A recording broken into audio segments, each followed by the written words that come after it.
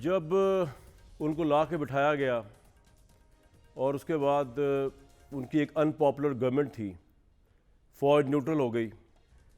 अफवाज पाकिस्तान की कंट्रीब्यूशन या जिसको हम इस्टेब्लिशमेंट कहते हैं उसकी मैसिव है आपको यहाँ तक लाने में। ये जो आप कहते रहते हैं 22 साल स्ट्रगल, 24 साल स्ट्रगल, ये कईयों ने की है। यहाँ पे कई असगर खान पैदा हुए हैं, आपको यहाँ तक लाने में ही इस्टेब्लिशमेंट थी। तो अगर ये भी मान लें कि आपको इस्टेब्लिशमेंट लेके आई और उन्होंने आपको तार दिया बकौल आपके, तो हिसाब बराबर है। उसके बाद आपने जो गालियाँ दी, आपने जो अफवाज को जलील किया, जो उन सिपा सलार को, सिपा सलार अफवाज का नहीं, वो पाकिस्तान का सिपा सलार होता है। आज वो नहीं है हम में, वो रिटायर हो चुके हैं, लेकिन पूरी फ़ौज उसकी तरफ देखती है।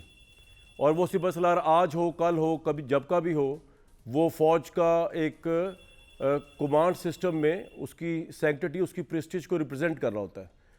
चलो जी, वो चले गए। उसके बाद आपने पूरा 1 साल 8 महीने जो है वो जहन साजी की है अवाम की फ़ौज के ख़िलाफ़। मैं इस प्रोग्राम के प्लेटफॉर्म से कहता रहा, जो आप हलफ ले रहे हैं, ये जो आप खौफ के बुत तोड़ने की बात कर रहे हैं, ये कोई पोलिटिकल जंग नहीं लड़ रहे आप।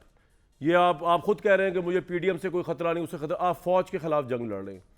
और आपका सबसे बड़ी मिसकैलकुलेशन ये हुई कि आपने जो खेप तैयार की कि जो फ़ौज पे हमला करे, फ़ौजी तनसीबात पे हमला करके फ़ौज को टेरराइज़ करने की कोशिश करे। होता ये है कि जब अगर अवाम, इवन PTI, उसकी मैं बड़ी रिस्पेक्ट करता हूँ एज अ पार्टी, वो लाखों की तादाद में बाहर आ जाती, तो ऑब्वियसली आप कामयाब भी हो सकते थे। आप तैयब बुर्दुगान होते, आप कहते हैं इंकलाब आया, आगे इन लोगों ने चीज़ें जलाई होती और पीछे लाखों का मजमा खड़ा होता। अब ऑब्वियसली फ़ौज जो होती है अपने मुल्क के लोगों पर गोलियाँ तो नहीं चला सकती, और इस केस में भी ये हुआ है, उन्होंने गोलियाँ नहीं चलाई। चाहे इन लोगों ने फ़ौज के घरों में घुस के तनसीबात को जला दिया, शहीदों की तनसीबात को, स्टैचूज़ को जला दिया, लेकिन फ़ौज ने गोली नहीं चलाई। लाखों लोग निकला, दुनिया में सोवियत यूनियन टूटा, लाखों लोग निकला है। ऑब्वियसली फ़ौज अपने बंदों के सामने तो उनको गोली नहीं चला सकती थी। इस कॉन्टेक्स्ट के अंदर जो है आपने टोटल मिसकैलकुलेट किया। जब लाखों लोग नहीं निकले और ये जब वाक़या हो गया, उसकी आपने इसकी मजम्मत भी नहीं की, पूरी कौम फ़ौज के साथ खड़ी हो गई। और ना सिर्फ पूरी कौम खड़ी हो गई, बल्कि PTI के वो लोग भी खड़े हो गए और छोड़ छोड़ के आपको जाने लगे। बेसिकली ना जिनके ऊपर कोई मुकदमे थे, ना जिनके ऊपर कोई केसेस थे, और उनके ऊपर कोई दबाव भी नहीं था इस्टेब्लिशमेंट का, वो आपको इसलिए छोड़ छोड़ के जा रहे हैं कि ऑब्वियसली फ़ौज और रियासत के ख़िलाफ़ बयानियाँ जो है एक्सेप्टेबल नहीं है।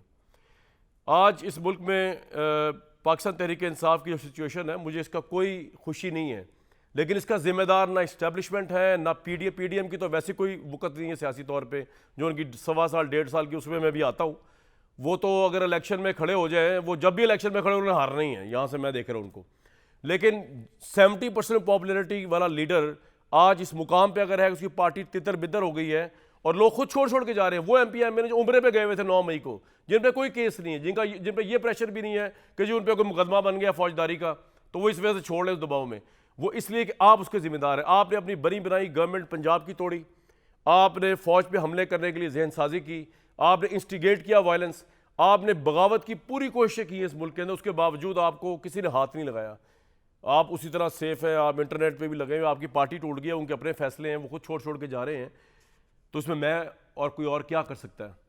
तो ये बड़े डिफ़िकल्ट सिचुएशन है इस वक्त डेमोक्रेसी के लिए भी, नो डाउट, लेकिन इसका जिम्मेदार एक ही शख्स है, पाकिस्तान तहरीक इंसाफ के चेयरमैन। आप पे नैब करप्शन का केस था, आपको उसका जवाब देना चाहिए। आप पे तोशाखाना केस, आपको उसका जवाब देना चाहिए। उसके बजाय आप थ्रेट करते हैं, आप इंस्टिगेट करते हैं, आप इदारों पर चढ़ाई करते हैं। मतलब ये उल्टा चोर कोतवाल डांटने वाली बात है। लेकिन आज एक सबसे बड़ा इशू जो मैं शुरू करूँगा वो तो है ख़वातीन का। पाकिस्तान तहरीक इंसाफ का ये क्लेम है कि उनकी जो ख़वातीन हैं वो बेगुनाह हैं और वो फैमिली ख़वातीन हैं, उनको छोड़ दिया जाए। मेरा ये मानना है कि gender should not decide who is a criminal and who is an innocent.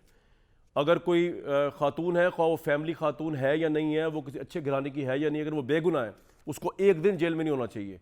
और अगर कोई गुनाहगार है तो वो कोई फैशन डिज़ाइनर है, या वो कोई एलीट है, या वो कोई बिलियनर की बेटी है, या वो उसका जो है वो ताल्लुक़ बहुत बड़े पॉलिटिकल खानवादे से इस्टेब्लिश, उसको छोड़ना नहीं चाहिए।